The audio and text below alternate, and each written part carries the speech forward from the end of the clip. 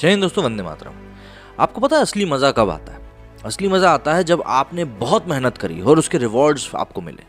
मतलब आपने इतनी मेहनत करी हो अंधेरों में कि दिन के उजाले में लोगों को लगता है कि आप कुछ करते ही नहीं, लेकिन आप जब उस पॉइंट को अचीव कर लेते हो, आप जब उस चीज़ को हासिल कर लेते हो जो आपका सपना था, और उसके बाद जो फिर आपको तारीफ़ें मिलती हैं, जो सक्सेस मिलती है, जो प्रेज़ मिलता है, जो रिकॉग्निशन मिलता है, उसके बाद आपको समझ में आता है कि नहीं यार, मैंने कुछ अचीव कर लिया। और दुनिया को दिखता है कि इसने सामने मेहनत नहीं करी थी। उसेन बोल्ट, इस इंसान का नाम शायद ही कोई ऐसा व्यक्ति होगा जो नहीं जानता हो।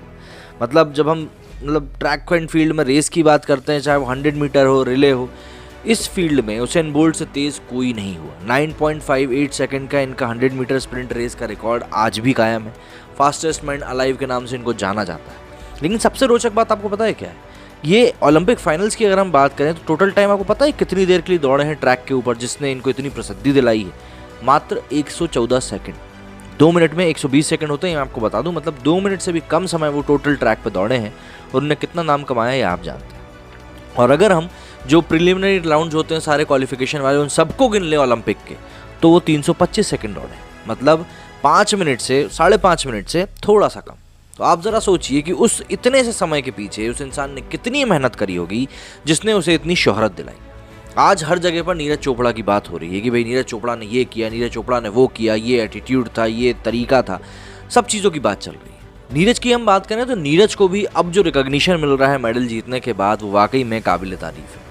काबिल तारीफ़ इसलिए भी है क्योंकि एक स्पोर्ट्स पर्सन को हमारे देश में अगर इस प्रकार का रिकॉग्निशन मिलता है तो ऑब्वियस सी बात है 2 लोग और तैयार होंगे कि नहीं यार, हमको भी स्पोर्ट्स में जाना चाहिए। और आज की बात में इस बात को करना इसलिए ज़रूरी भी है क्योंकि हमारे देश में माता पिता इस चीज़ की तरफ कभी इतना ज़्यादा ध्यान देते नहीं है कि भाई स्पोर्ट्स में जाकर भी कुछ किया जा सकता है। हालांकि अब जो हमारी सरकार है वो भी स्पोर्ट्स को लेकर काफ़ी जागरूक हो चुकी है कि नहीं, हमें स्पोर्ट्स की तरफ ज़रा ध्यान ज़्यादा देना चाहिए क्योंकि लोग सही तरीके से उसको खेल रहे हैं। ये सब बातें हो चुकी हैं, हो रही हैं और आगे आने वाले समय में भी होंगी। लेकिन हाल फिलहाल में नीरज के ऊपर पैसों की बरसात हो गई है इनाम के रूप में ऑब्वियसली। तो कुछ मैं आपको बता दूं क्या हुआ है। सबसे पहले तो हरियाणा सरकार ने 6 करोड़ रुपए 50% रियायत उनको प्लॉट खरीदने में और A1 क्लास की सरकारी नौकरी देने का ऐलान किया। मतलब 6 करोड़ रुपए तो यहीं हो गए। इसके अलावा रेलवे ने नीरज चोपड़ा को 3 करोड़ रुपए देने का ऐलान किया है 9 करोड़ रुपए हो गए। पंजाब सरकार ने नीरज को 2 करोड़ रुपए देने का ऐलान किया है, 11 करोड़ रुपए हो गए। मणिपुर सरकार ने 1 करोड़ रुपए देने का ऐलान किया है, 12 करोड़ हो गए। BCCI और चेन्नई सुपर किंग्स ने नीरज चोपड़ा को 1-1 करोड़ रुपए देने का ऐलान किया, मतलब 13-14 करोड़ हो गए। ओलंपिक संघ ने भी नीरज को 75 लाख रुपए देने का ऐलान किया है, मतलब 15.25 लाख रुपए हो गए। इसके अलावा आनंद महिंद्रा ने नीरज चोपड़ा को एक SUV गाड़ी, जो कि उनकी XUV 700 आने वाली है, वो देने का ऐलान किया है। तो आप ज़रा इसी से अंदाज़ा लगाइए कि आप अगर खेलों में अच्छा करते हैं तो आप किस मुकाम को छू सकते हैं। और यहाँ पर हम लोग सबसे बड़ी बात क्रिकेट के बारे में बात नहीं कर रहे हैं। तो ये एक सबसे बड़ा कारण बनना चाहिए, मुझे ऐसा लगता है, क्योंकि हमारे देश में क्या ना, लोगों को आदत होती है हर एक चीज़ को पैसों के तराजू पे तोलने की।